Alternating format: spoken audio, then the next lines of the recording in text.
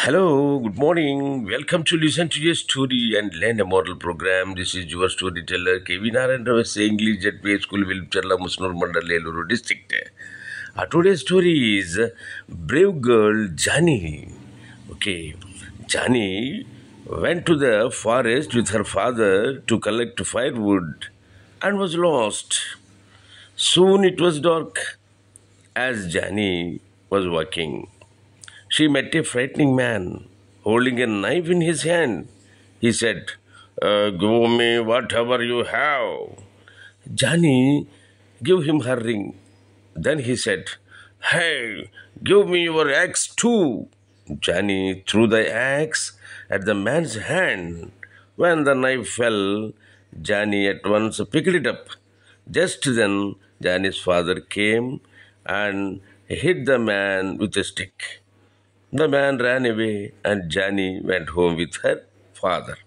Because the moral is stand up against the wicked bravely. Stand up against the wicked bravely. Okay, ఈ కథ తెలుగులో కూడా ఒకసారి విని అర్థం చేసుకోండి. ఒకనొకప్పుడు జానీ అనే అమ్మాయి ఏం చేసిందంటే వాళ్ళ నాన్నతో పాటు అడవిలోకి ఈ కట్టెల పొలలు తీసుకురావడానికి వెళ్ళింది. కానీ అనుకోకుండా దారి తప్పిపోయింది. సరే, చీకటి పడుతూ ఉంది. పాపం జానీ నడుస్తూ నడుస్తూ ఉండగా ఒక మనిషి, భయంకరమైన మనిషి ఒక అతను ఎదురయ్యాడు. అతను చేతిలో కత్తి ఉంది. కత్తి ఉండి అతను దొంగోడు అనమాట. అతను బెదిరించాడు, నీ దగ్గర ఏముంటే అది ఇచ్చేసేయి, నేను లేదా చంపేస్తానన్నాడు. పాపం చేతికున్న ఉంగరాన్ని ఇచ్చింది. అదిగో నీ గొడ్డలు కూడా ఇచ్చేసేయి, లేకపోతే చచ్చిపోతావు అన్నాడు.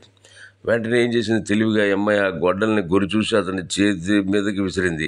ఎప్పుడైతే చేతిలో ఉన్న కత్తి కింద పడిపోయిందో టక్మని ఈ జానీ వెళ్ళి ఆ కత్తిని పట్టేసుకుంది. ఇంతలో వాళ్ళ నాన్నగారు అటు వైపుకి రానే వచ్చారు. ఒక కర్ర తీసుకుని ఆ దొంగని కొట్టారు. దాంతో దొంగడు పారిపోయాడు.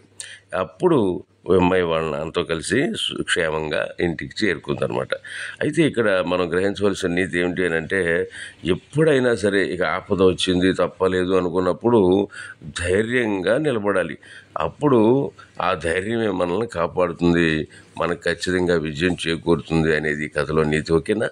ఈ కథా నీతి మీకు నచ్చినట్టయితే మళ్ళీ మళ్ళీ మళ్ళీ మళ్ళీ వినండి.